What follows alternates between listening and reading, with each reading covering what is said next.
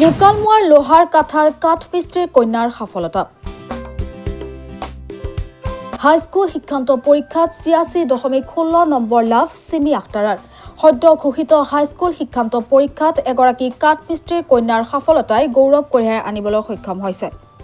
লোহাৰ কাঠা নিবাসী আইনুল হক নামৰ লোকজনৰ কন্যা চিমি আখতাৰাই সুখ্যাতিৰে উত্তীৰ্ণ হয় হাইস্কুল শিক্ষান্ত পৰীক্ষাত।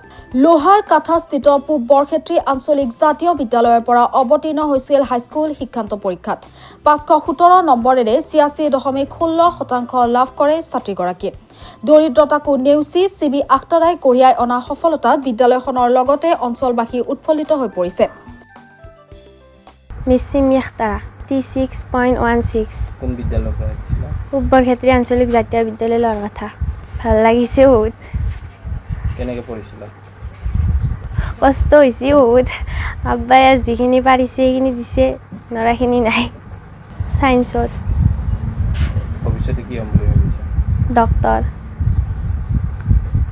কষ্ট, বিৰাট কষ্ট আৰু বাপাকে মিস্ত্ৰী কৰে, পঢ়াৰ অসুবিধা, জাগা কষ্টৰ হেৰিত ভাল লাগিছে, বহুত ভাল লাগিছে। ভাল ৰিজাল্ট কৰা কষ্টত যি ফলটো পাইছে। ডাক্তাৰ পঢ়াৰ ইচ্ছাটো পূৰণ হ'ল। আখতাৰা পূব বৰক্ষেত্ৰী আঞ্চলিক বিদ্যালয় জাতীয় বিদ্যালয়ৰ ছাত্ৰী। মাক চালেমা বেগম আৰু আব্বাক মহম্মদ আইনুল হক। তেওঁ বহুত কষ্ট কৰি সাধাৰণভাৱে এটা কাঠমিস্ত্ৰী, বহুতৰ ঘৰে ঘৰে কাম কৰি কোনোমতে কোনো টিউশ্যন পাতি এইবিলাক কোনোমতে কৰি আৰু তেওঁ আপোনালোকে দেখিছে ইয়াত এখন পঢ়া ভাল টেবুলো নাই, সুকীয়াকৈ ৰুম নাই, কিন্তু এই ছোৱালীজনীৰ একাগ্ৰতাৰ ফলত তেওঁ আজি সুন্দৰ ৰিজাল্ট কৰি স্কুলখনৰ লগতে এই অঞ্চলত এটা সুনাম কঢ়িয়াই আনিছে।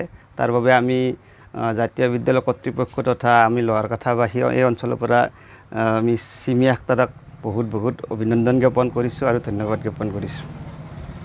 News desk report.